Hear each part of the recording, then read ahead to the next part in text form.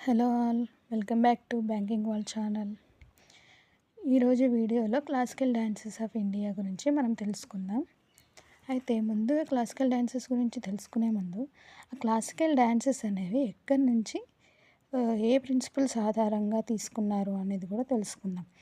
ఈ క్లాసికల్ డ్యాన్సెస్ని నాట్యశాస్త్రం అనేది భరతముని రచించిన గ్రంథము సంస్కృతంలో రచించబడింది. దానిలో ఉన్న ప్రిన్సిపల్స్ ఆధారంగా క్లాసికల్ డ్యాన్సెస్ని తీసుకున్నారు. అవి ఎన్ని అంటే క్లాసికల్ డ్యాన్సెస్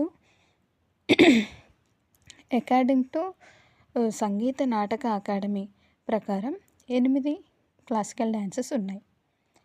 అయితే ఈ 8 ఏంటంటే ఉత్తరప్రదేశ్లో కథక్, అస్సాంలో సత్రియా, మణిపూర్లో మణిపురి, ఒడిస్సాలో ఒడిస్సీ, కేరళలో 2 కథాకళి అండ్ మోహిని అట్టం, ఇంకా తమిళనాడులో భరతనాట్యం, ఆంధ్రప్రదేశ్లో కూచిపూడి. కానీ according to ministry of culture ప్రకారం క్లాసికల్ డ్యాన్సెస్ అనేవి 9. ఈ 8తో కలిపి ఇంకొకటి ఎక్స్ట్రా ఉంది. అదేంటంటే చౌ అనేది ఒరిస్సా, జార్ఖండ్, పశ్చిమ బెంగాల్లో డ్యాన్స్ ఫామ్ అన్నట్లు. అయితే ఒరిస్సాలో ఒక రకంగా, జార్ఖండ్, పశ్చిమ బెంగాల్లో ఒక రకంగా చేస్తారు. ఇది ఒరిస్సాలో మయూర్భంజ్ చౌ అంటారు. అది వితౌట్ మాస్క్ పర్ఫామ్ చేస్తారు.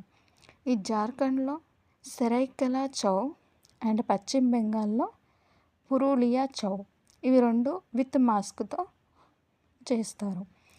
చౌ అనేది సెమీ క్లాసికల్ డ్యాన్స్. అయితే ఇక్కడ నేను నాట్యశాస్త్రం అనేసి చెప్పాను కదా, ఫస్ట్ భరతముని రచించిన నాట్యశాస్త్రము. ఈ నాట్యశాస్త్రంలో మనకి ఈ డ్యాన్సెస్కి సంబంధించి కాదు, డిఫరెంట్ ఆర్ట్స్, స్టేజ్ పర్ఫార్మెన్స్ లాంటి డ్రామా, మ్యూజిక్, డ్యాన్సెస్ అలాంటి వాటికి ప్రిన్సిపల్స్ అనేవి ఉంటాయి. ఆ ప్రిన్సిపల్స్ని ఆధారంగా చేసుకొని మనకి క్లాసికల్ డ్యాన్సెస్ ఏంటి అలా డివైడ్ చేస్తూ ఉంటారు. ఈ నాట్యశాస్త్రం అనేది మనకు వేదాలు ఉన్నాయి కదా, ఋగ్వేద, సామవేద, యజుర్వేద, అథర్వణ వేద, ఆ వేదాలని అనుసరించి అందులో నుంచి తీసుకోవడం జరిగింది. అందుకే నాట్యశాస్త్రాన్ని 5వ వేదంగా కూడా పరిగణిస్తారు.